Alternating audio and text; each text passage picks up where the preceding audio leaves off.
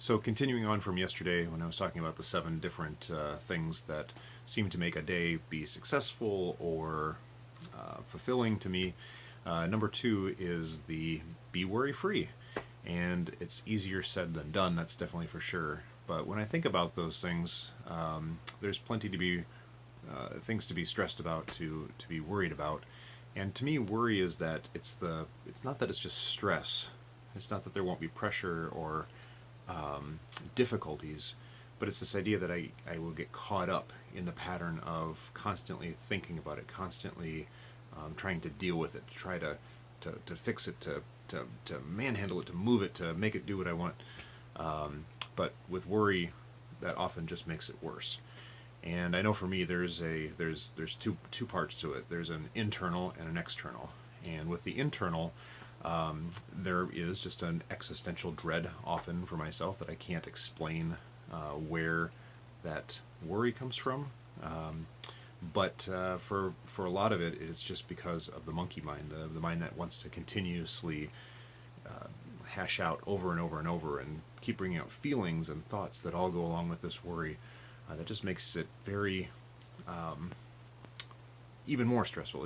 It compounds it until the event is over and it just moves on to the next thing. So what I've found to be incredibly helpful and have been practicing for about 2 years is a form of meditation.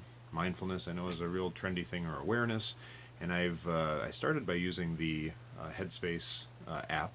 I'm not selling, I get nothing from them, but it is worth a check out if you've never done it before and you're interested. And it's nothing woo-woo. There's nothing spiritual about it. It's just a matter of giving your brain the ability, the instruction, and the practice to be able to just step back, to be able to say, this is a thought, and it's a thought. It's an emotion, and it's an emotion. Doesn't mean it just fixes it all right away, but it takes time, and I know that, especially for me, being worry-free is when something, when there's some sort of stress or stimulus or whatever that comes into your brain that says, oh, you really should be worried about this, whether it's driving, whether it's dealing with people, whether it's thinking about if this camera app somehow put on the beauty filter and make whatever, and I'm going to look strange on this video. Just being able to breathe, to stop, to step back, it's a habit. In a sense, it's a tool. It's a skill that I'm able to use. Just dealing with my monkey mind and saying, okay, that's just a thought. It'll pass. That's just a feeling. That'll pass. What's actually here? So it clears the room in a sense, or centers you, or whatever the catchword is that you want to use. But it really is helpful. It really is something for me, for internally speaking, that has been built up over time, that is just getting better and better, and I hope that it continues to deal with that worry-free on the inside. And then the other side, so the internal part, in a sense, flows into the external. But for the external, it has to do with, do I have a reason to be a worried person? I.e., am I somebody who am I dishonest? Am I cheating? Am I trying to manipulate people or the situation? If I'm not doing those things, if I have the character, the being of being honest, of being fair, of being straightforward and trustworthy, those things, I don't have a reason to worry. Yeah, there's the externals. An asteroid could hit the Earth. I could be in a car crash. Somebody could die. Somebody could get cancer. Whatever it might be, those things I don't necessarily have control over. And for me, that is a lot of times where Stoic thought will come in too. Is it's this idea of what do I have control over, and what do I have control over is the best of my ability, my mind, and from that mind, then my actions. So.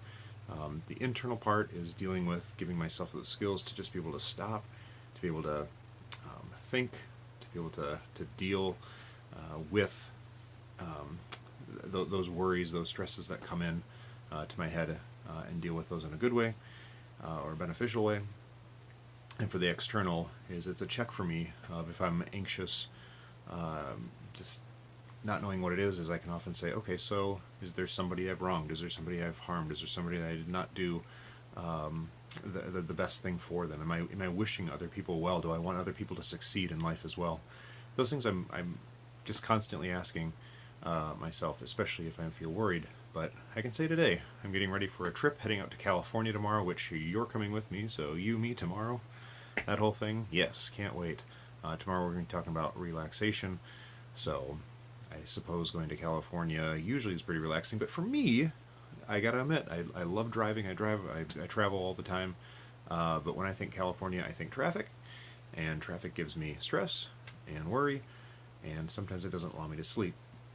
But training for just time after time after time, continuing the practice of mindfulness, is my anxiety has gone way, way, way down.